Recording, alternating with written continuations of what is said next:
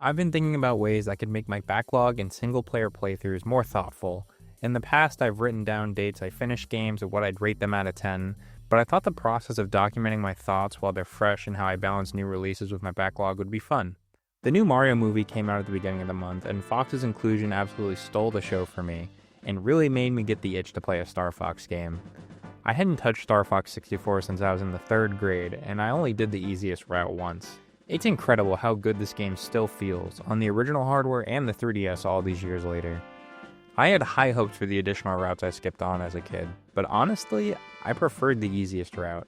You get multiple fights against the Star Wolf team, and a lot of stuff they introduced in the hard route I didn't find terribly fun. The submarine mission broke up the pacing and was pretty boring all things considered. The true final boss was more janky than it was fun.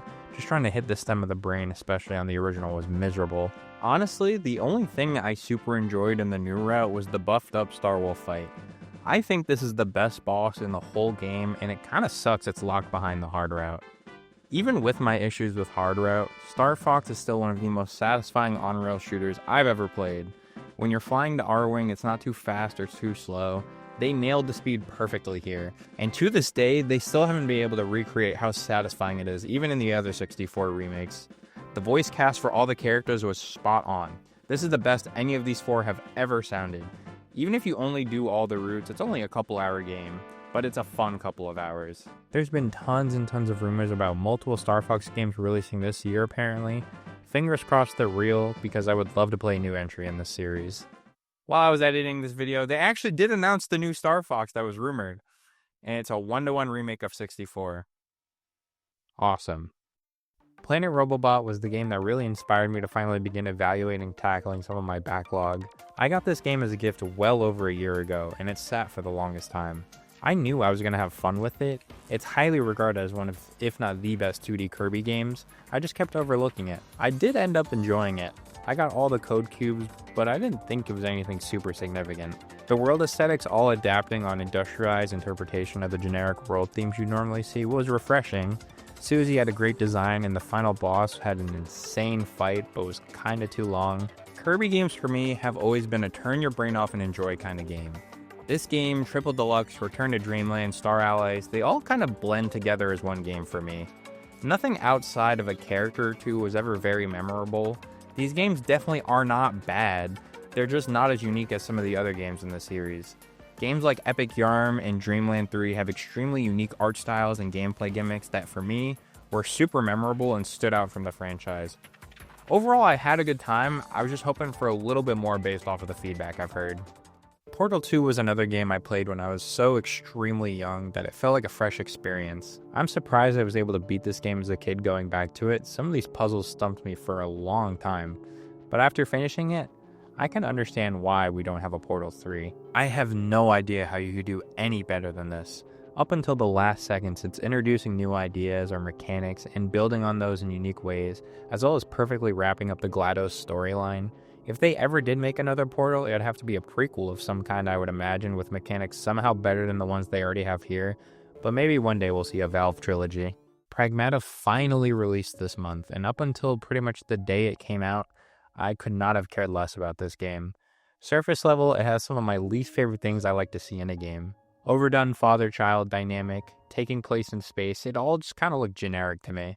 But I was morbidly curious about this game. After 6 years of delays and development hell, although it didn't really interest me from the marketing, I had to know what took them so long to make.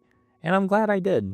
The game is beautiful. It's actually insane to look at it from the first reveal to the final product. The hacking mechanic was something I felt was going to become repetitive fast, but I was wrong.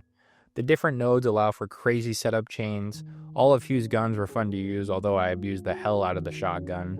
I think playtime also helped it feel like it didn't overstay its welcome. It's a fairly short game.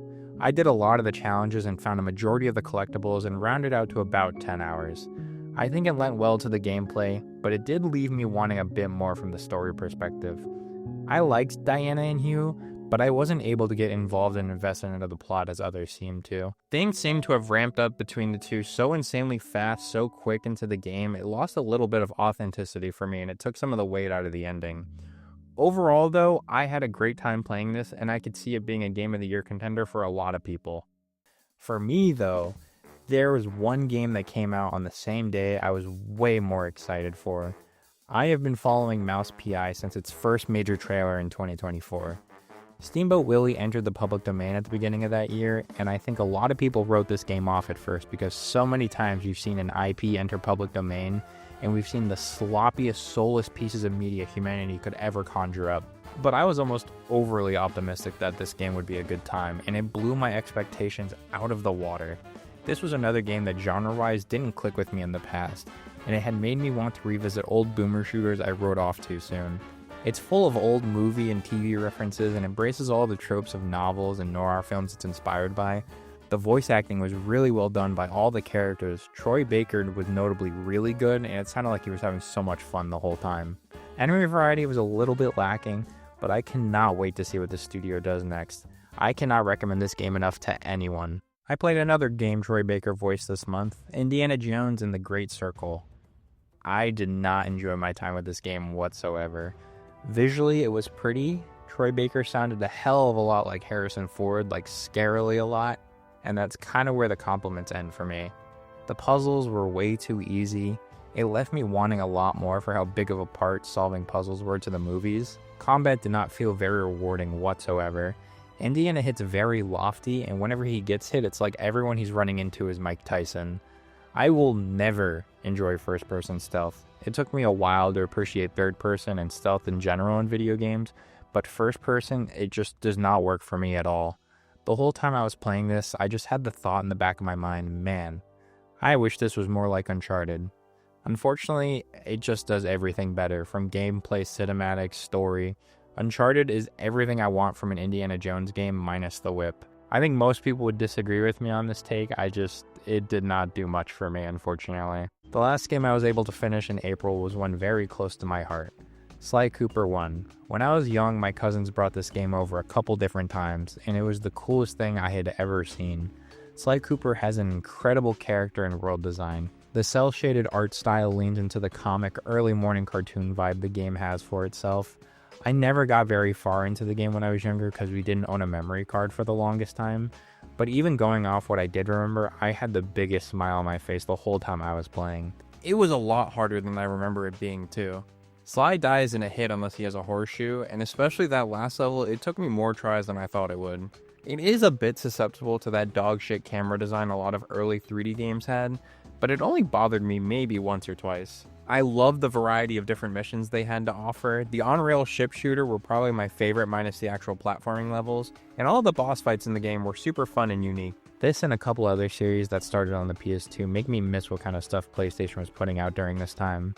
This series, Jak and Daxter, Ratchet and Clank were all in their prime during this era, and I knew if they just gave them one more shot at a new Sly Cooper or a Jak and Daxter, they would be so successful. Let me know if you played anything fun or notable, or if there's something I should keep on my radar for playing in May. Based on what's coming out, I feel like it's going to be a very heavy backlog month, so I'm open to suggestions. Thank you for watching, and if you liked it, subscribe and leave a like. I appreciate it.